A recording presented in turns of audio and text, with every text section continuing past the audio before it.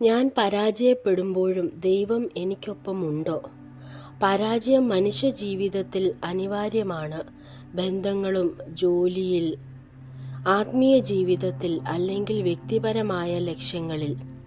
നാം ഇടറുമ്പോൾ ശത്രു പൊള്ളയായ ചിന്തകൾ നമ്മുടെ മനസ്സിൽ വിതയ്ക്കും. ദൈവം നിന്നെ ഉപേക്ഷിച്ചു, നീ അതിരുകടന്നു, ഇനി അവൻ്റെ സ്നേഹത്തിന് അർഹനല്ല. ഇത്തരത്തിലുള്ള ചിന്തകൾ ദൈവത്തിൽ നിന്ന് ദൂരെ എന്ന് തോന്നിക്കുകയും കുറ്റബോധത്തിലും അപമാനത്തിലും നമ്മെ കുടുക്കുകയും ചെയ്യും. എന്നാൽ ബൈബിൾ ഇതിനെക്കുറിച്ച് എന്താണ് പറയുന്നത്? ദൈവത്തിൻ്റെ സാന്നിധ്യം നമ്മുടെ പ്രകടനത്തിൽ ആശ്രിതമല്ല.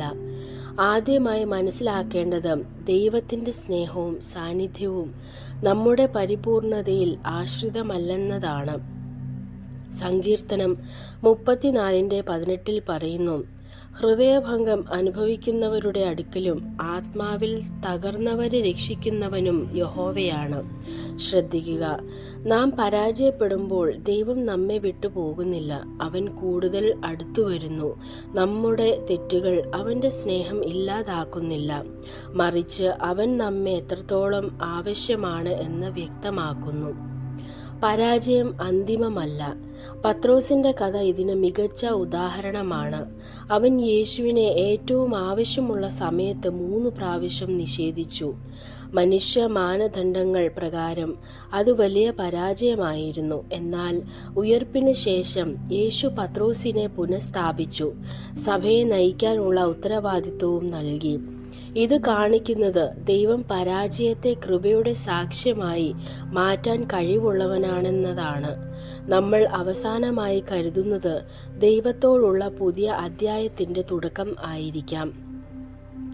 ദൈവത്തിൻ്റെ കൃപ നമ്മുടെ ദൗർബല്യങ്ങളെ മറയ്ക്കുന്നു. റോമർ 8:38-39 ഉറപ്പു നൽകുന്നു. ഒന്നും പോലും നമ്മുടെ പരാജയങ്ങളും ദൈവത്തിൻ്റെ സ്നേഹത്തിൽ നിന്ന് നമ്മെ വേർപെടുത്താൻ കഴിയില്ല. നാം പാപം ചെയ്യുമ്പോൾ ദൈവം നമ്മെ തള്ളുന്നില്ല, പകരം മാനസാന്തരത്തിലേക്ക് വിളിക്കുന്നു. നാം നമ്മുടെ പാപങ്ങളെ സമ്മതിച്ചാൽ അവൻ വിശ്വസ്തനും നീതിമാനുമാകിയാൽ നമ്മുടെ പാപങ്ങളെ ക്ഷമിക്കും. അതായത്, ഒരു പരാജയവും ദൈവത്തിൻ്റെ ക്ഷമയ്ക്കതീതമല്ല. അവൻ്റെ കൃപ നമ്മുടെ പിഴവുകളേക്കാൾ വലിയതാണ്. പരാജയം വളർച്ചയ്ക്ക് വഴി തെളിയിക്കുന്നു. ദൈവം പലപ്പോഴും പരാജയത്തെ ആത്മീയ വളർച്ചയ്ക്ക് ഉപകരണമാക്കുന്നു.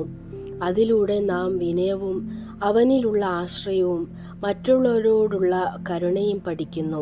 പരീക്ഷണങ്ങളെ സന്തോഷത്തോടെ സ്വീകരിക്കാൻ പ്രേരിപ്പിക്കുന്നു, കാരണം അവ സ്ഥിരതയും പക്വതയും സൃഷ്ടിക്കുന്നു. നിങ്ങളുടെ പരാജയം നിങ്ങളെ നിർവചിക്കുന്നില്ല. അതിനെ തുടർന്ന് നിങ്ങൾ ചെയ്യുന്ന പ്രതികരണം ആണ് പ്രധാനമായത്. പരാജയത്തിന് ശേഷം എന്തു ചെയ്യണം? 1.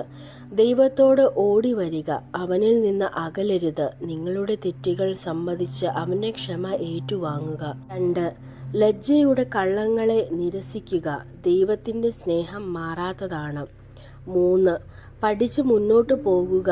ഈ അനുഭവത്തിൽ നിന്ന് ദൈവം നിങ്ങളെ പഠിപ്പിക്കുന്നത് മനസ്സിലാക്കുക. 4. വചനത്തോടും സഭാ സമൂഹത്തോടും ബന്ധപ്പെട്ട് തുടരുക. ഉത്തരവാദിത്വവും പ്രോത്സാഹനവും പുനഃസ്ഥാപനത്തിനും സഹായകരമാണ്. അതെ, നിങ്ങൾ പരാജയപ്പെടുമ്പോഴും ദൈവം നിങ്ങളോടൊപ്പമുണ്ട്. അവൻ്റെ സ്നേഹം സ്ഥിരമാണ്. അവൻ്റെ ദയ ഓരോ രാവിലെയും പുതുക്കപ്പെടുന്നു. നിങ്ങളുടെ ഭാവിക്ക് അവൻ്റെ പദ്ധതികൾ നല്ലവയാണ്.